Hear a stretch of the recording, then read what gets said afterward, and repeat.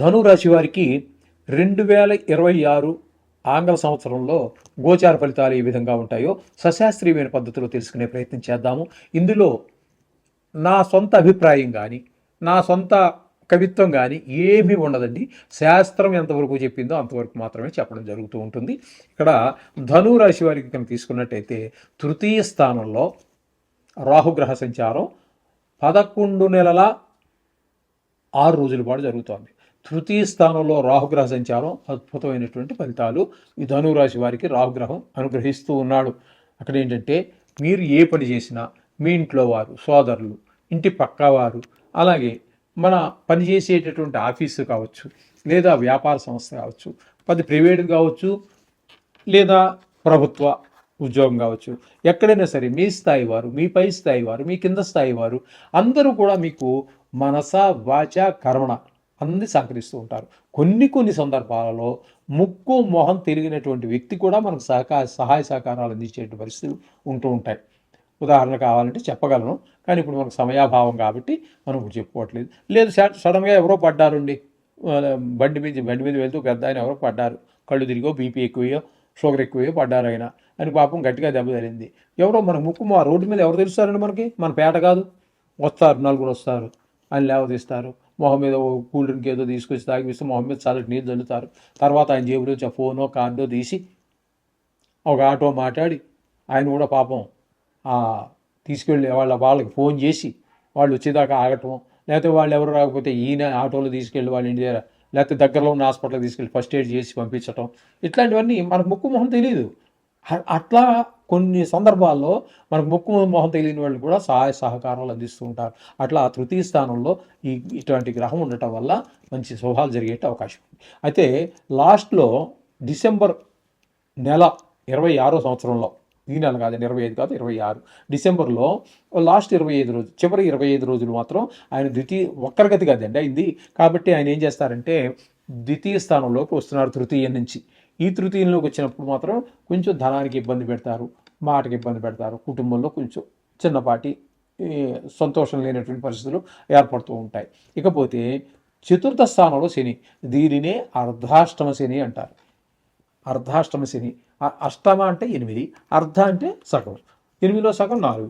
4వ స్థానంలో శని కొంచెం తీవ్రమైనటువంటి దుష్ప్రభావాలు చూపిస్తూ ఉంటారు. ఎందుకంటే 4వ స్థానం అంటే మనం సుఖస్థానం అని చెప్పుకుంటూ ఉంటాం. ఈ సుఖస్థానంలో ఏమేంటి మనకు ఆ సుఖాలు లభించేది? తల్లిగారు, విద్య, భూమి, గృహము, వాహనము, మన స్వభావం, ఇవన్నీ కూడా అర్ధాష్టమ శని వల్ల ఈ భావాలన్నీ కూడా దెబ్బతింటాయి. తల్లిగారితో మనకున్న అనుబంధం కావచ్చు, లేకపోతే ఆవిడ ఆరోగ్యం కావచ్చు, విద్య కావచ్చు, భూమి విషయాల్లో ఏదో చికాకులు కలగడం, కుటుంబ విషయాల్లో కూడా ఇల్లు కొనుక్కుందాం అనుకున్న కొనుక్కోలేకపోవటం, గృహాల విషయంలో, వాహనం అది కూడా ఇబ్బంది పెట్టే పరిస్థితి ఉండొచ్చు. అలాగే మన స్వభావంలో ఎక్కువ వ్యతిరేకమైనటువంటి ఆలోచనలు, వ్యతిరేకమైనటువంటి పనులు, ఇట్లాంటి వాటిలన్నింటినీ కూడా డిస్ట్రాయ్ అంటే దాన్ని కొంచెం ఆ భావాన్ని పాడు చేసేటువంటి స్వభావం అర్ధాష్టమ శనికి ఉన్నది. కాబట్టి ఈ భావాలన్నీ కొంచెం దెబ్బతినే పరిస్థితి ఉంటుంది. ఇకపోతే సప్తమ స్థానంలో గురుగ్రహ సంచారం గురించి చెప్పుకుందాం. గురుగ్రహ సంచారం 7, 8, 9 3 రాసుల్లో సంచారం చేస్తూ ఉన్నాడు గురువు. ఆయన గురు సంచారం సప్తమ స్థానం ఏంటంటే మిథునంలో ప్రారంభమవుతోంది. ప్రారంభమయ్యి జూన్ 1 వరకు ఆయన మిథునంలో ఉంటారు. మిథునం తర్వాత అది సంక్రమణం జరిగి కర్కాటకంలో ప్రవేశిస్తారు. అంటే 8వ స్థానం అవుతుంది ధనురాశికి. అక్కడ ఒక 5 నెలల పాటు సంచారం చేస్తారు.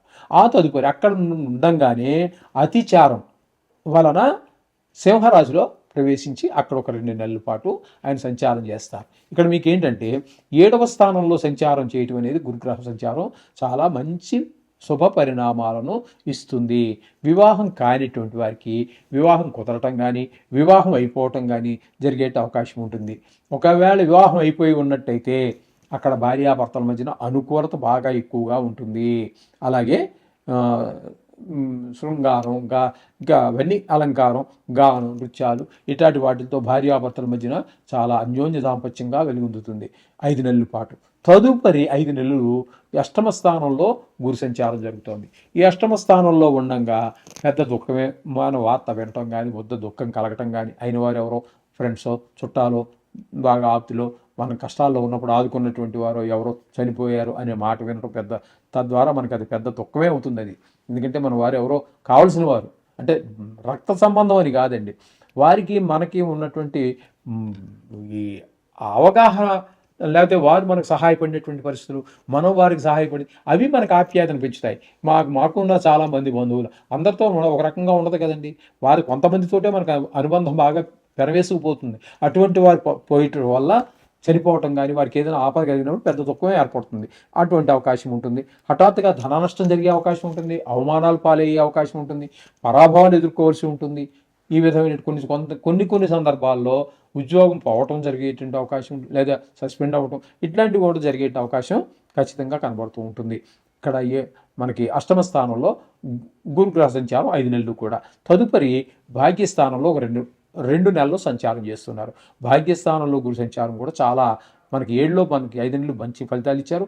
అలాగే మళ్ళీ ఆ గురు భగవానుడు ఈ మనకి భాగ్యస్థానంలో 2 నెలలు ఉంటున్నారు కదా, ఆ 2 నెలలు అతిచారం వల్ల వచ్చినటువంటి ఆ గురువు కూడా మనకి చాలా చక్కటి ఫలితాలను ఇస్తూ ఉన్నారు. తండ్రి గారితో మనకు అనుబంధం పెనవేసుకోవటం, లేదా వారి ఆశీస్సులు మనకు రావటం, అలాగే దేవుడి గుళ్ళకి వెళ్ళటం, దేవుడి ఆశీస్సులు, వారి దర్శనము, అవన్నీ కూడా మన ఆహ్లాదాన్ని పెంచడం, మనకు ఆ దైవ దర్శనం వల్ల మనం అనేక కష్టాల నుంచి బయటపడటం, ఇట్లాంటివన్నీ జరిగే అవకాశం గురుగ్రహ భాగ్యస్థాన చలనం వల్ల కలుగుతూ ఉంటుంది.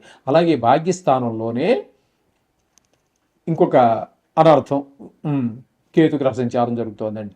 ఈ కేతుగ్రహ సంచారం భాగ్యస్థానంలో ఉన్నప్పుడు తండ్రి గారితో మనకు కొంచెం విభేదాలు వచ్చే అవకాశం ఉన్నది. అలాగే దానాలు ధర్మాలు, గుళ్ళు గోపురాలు ఏమి చేద్దామన్నా వెళ్ళలేకపోవటం, ఆ భగవంతుడి అనుగ్రహం మనకు దొరకకపోవడం లాంటివన్నీ జరుగుతూ ఉంటాయి. అయితే లాస్ట్లో మాత్రం ఆయన 8వ స్థానంలో ఒక 25 రోజులు ఉంటారు.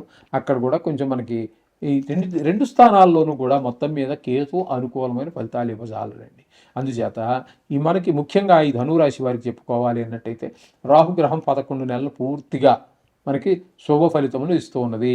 అలాగే గురువుని తీసుకున్నట్టయితే 9 నెలల పాటు సప్తమ స్థానంలో 5 నెలలు, భాగ్యస్థానంలో 2 నెలలు, 9 నెలలు 5 2 7 నెలల పాటు మనకి శుభ ఫలితములను గురు భగవానుడు ప్రసాదిస్తూ ఉన్నాడు. అలాగే కేతు పూర్తి ప్రతికూలంగా ఉన్నాడు, శని పూర్తి ప్రతికూలంగా ఉన్నాడు. అంటే 2 గ్రహాల యొక్క అనుగ్రహము, 2 గ్రహాల యొక్క ప్రతికూలత ఉన్నది. అందుచేత వీరికి ఒక శుభాశుభ ఫలితాలను ఈ సంవత్సరం మనం చెప్పుకోవచ్చు. అందులో ఎటువంటి సందేహం లేదు.